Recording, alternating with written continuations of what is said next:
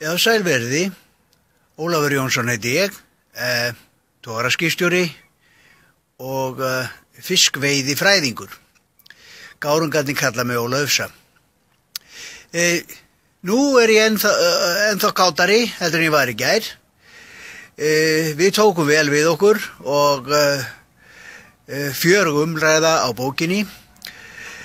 Þetta það sem við þurfum að gera og okkur að fjölga og ef við erum dugleg að skella okkur í umræðuna,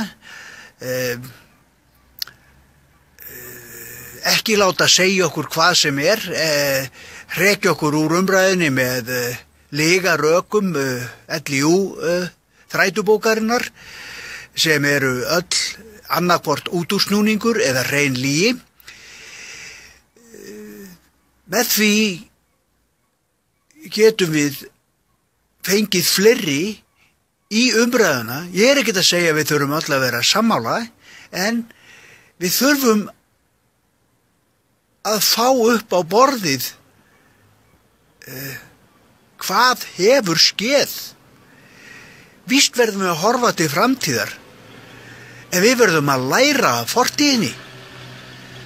Og þessi fortíð í kvóta viðjónum, hún bara ekkert glæsileg. Við erum búin að missa eigur okkar og núna erum við að missa verðmæti þjóðarinnar. Það eru gífurleg verðmæti falin í heilbrigðiskerfinu til dæmis. Ég búin að taka þátt í þessu með ofursköttum. Ég gerði það því að hér átt að vera frítt fyrir alla í heilbrigðisþjónustu, eins og víðast hvar í Evrópu. Sama með skólakerfið. Meina, ungt fólk á ekki að fara í skóla og taka lán sem síðan níðast á þeim alla ævi. Hvaða fíflagangur það? Það kannski hægt að hafa lánið í 2 ár, en síðan ef fólk klárar sitt nám, þá bara eyðist þessi 2 ár upp og fólk á bara að fá frítt að læra. Hvað að því? Við þurfum á þessu fólki að halda. Ef þau koma heim, þá fá þau þetta frítt. Ef þau koma ekki heim, þá það sjálfsagt að þau borgi. En við erum búin að eyða í þetta kerfi. Við getum ekki tekið einhverja larfa sem að búa til hér frítt spil fyrir ofurútgerðamenn, til þess að þeir þurfa ekkert að borga af auðlindinni og taka sjálf skellin. Þetta gengur ekki.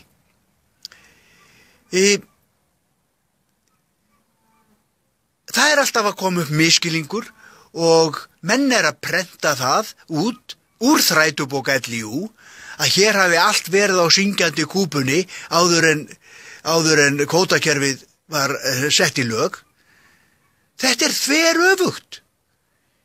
Hér voru meiri framfarir og meiri uppbygging einstaklingana, fyrirtækjana, ríkissjóðs fyrir kvótakerfið heldur en nokkuð tíman í kvótakerfinu.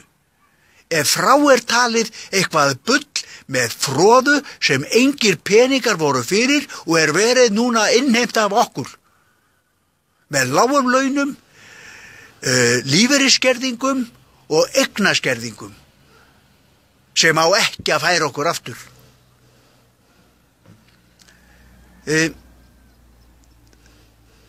Þetta ekki náttúruhamfarir eins og sumir virðast halda. Þetta ekki eitthvað sem við hefðum ekki geta flúið. Þetta eru mannanna verk. Manna sem eru haldnir hreinni andskotans græðgi. Menn geta bara skoðað á skýrslur LIU hvernig þetta var fyrir kvótakerfið. Hér var þrátt fyrir að verið að kaupa skip, ný skip, þá var hér bullandi EBITDA 10%.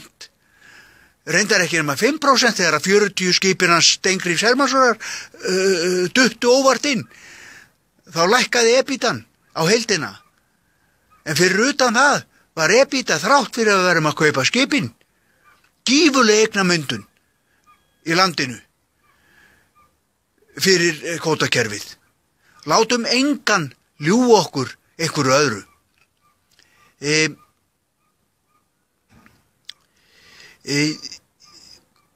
Ég ætla aftur að hvetja ykkur til þess að koma á Facebookina, því að þar eru umræðarnar í gangi. Þar koma svona mál upp til dæmis og við ræðum þau og við finnum niðurstöðuna hvort satt eða logið.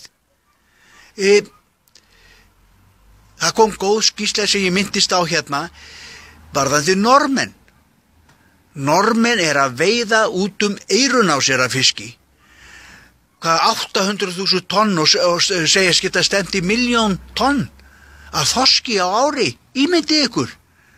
Þeir voru í sömu vitleysun og við fyrr. Í þessari grein, og ég vil endilega koma að því að það að trufla menn, segir, nú góðæri. Það það sem þetta gengur allt út á.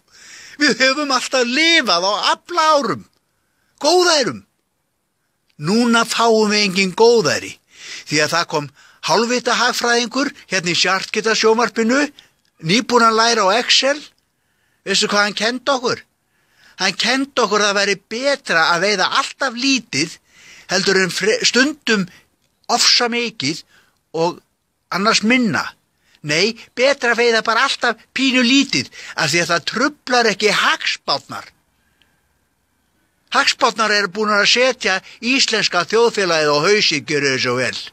Eigum ekki að henda svona lörfum út úr Háskóla Íslands og fara að rækta menn sem þora að taka ábyrgð á gerðum sínum, þora að standa í sandkeppni við veiðarnar, þora að horfa fram á veginn og byggja hér glæsta framtíð fyrir alla, ekki bara börnin sín. Þetta var nú bara smá svona milli jóla. Ég vona að þið fyrirgefið mér æsingin. Tölum saman á morgun.